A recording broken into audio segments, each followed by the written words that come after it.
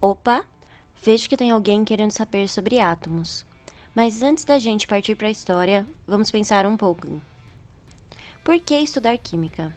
Bom, primeiro, assim como qualquer outra ciência, a química está aí para que nós, seres humanos, possamos entender um pouco mais sobre a natureza e assim resolver os problemas da nossa sociedade. E onde entram os átomos nisso?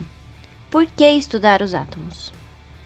Se formos definir, o átomo é a estrutura básica de construção da matéria, sendo a menor porção de um elemento químico que mantém sua identidade e propriedades. Entendi foi nada, peraí. Então senta, que lá vem a história. Vamos começar com Demócrito.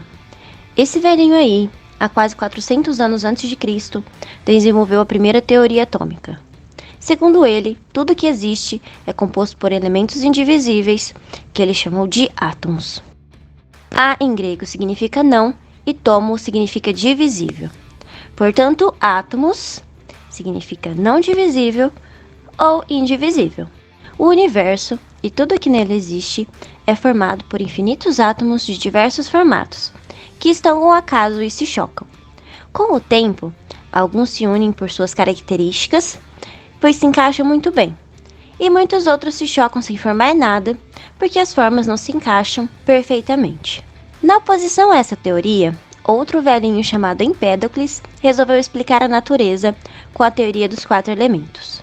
Tudo que existe seria composto por terra, fogo, água ou ar. Aristóteles, alguns anos depois, acrescentou que cada um desses elementos tinha um devido lugar e que procurava permanecer nele ou encontrá-lo. Seguinte, pense em uma pedra. Nessa teoria, ela é formada por terra e no caso dela cair num rio, ela vai para o fundo, onde está a terra. As bolhas de ar na água, elas sobem do fundo para cima, porque elas estão indo em direção ao ar, e por aí vai. Isso permaneceu até Dalton em 1802. Caramba, são 2.168 anos. Se você tem 15 anos, é como se você tivesse vivido 144 vezes. Durante todo esse tempo, outros cientistas, através de experiências, perceberam que toda substância é formada por pequenas partículas de matéria elementar. As partículas podiam ser unidas, separadas, mas não podiam ser quebradas. Assim, permaneceu o nome átomo. Dalton, em 1810, afirmou que a matéria era composta por átomos e que cada átomo seria uma partícula esférica, maciça e indivisível. De novo, o átomo esférico, maciço e indivisível. No seu modelo atômico, Dalton fez algumas observações. Cada elemento apresentará um tipo de átomo. Átomos de um mesmo elemento são iguais. Átomos de elementos diferentes possuem massas diferentes. Além disso, como os átomos para ele eram indivisíveis, nas reações químicas não há destruição de átomos, e sim um rearranjo dos mesmos. Por exemplo, a combustão do carvão na presença do oxigênio. Temos uma reação química entre um átomo de carbono e 2 átomos de oxigênio, que se rearranjam para formar o gás carbônico, que possui exatamente os mesmos átomos das substâncias antes da reação.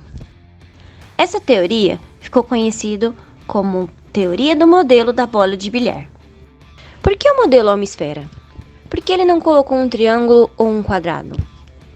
Dalton era matemático e as esferas não têm vértices nem arestas. Pegue uma esfera e tente quebrá-la ao meio. Difícil, né? As esferas são as figuras geométricas mais difíceis de serem quebradas. Por isso o modelo atômico é redondo. Quase 100 anos depois, em 1897, um senhor bigodudo chamado Thomson descobriu o elétron.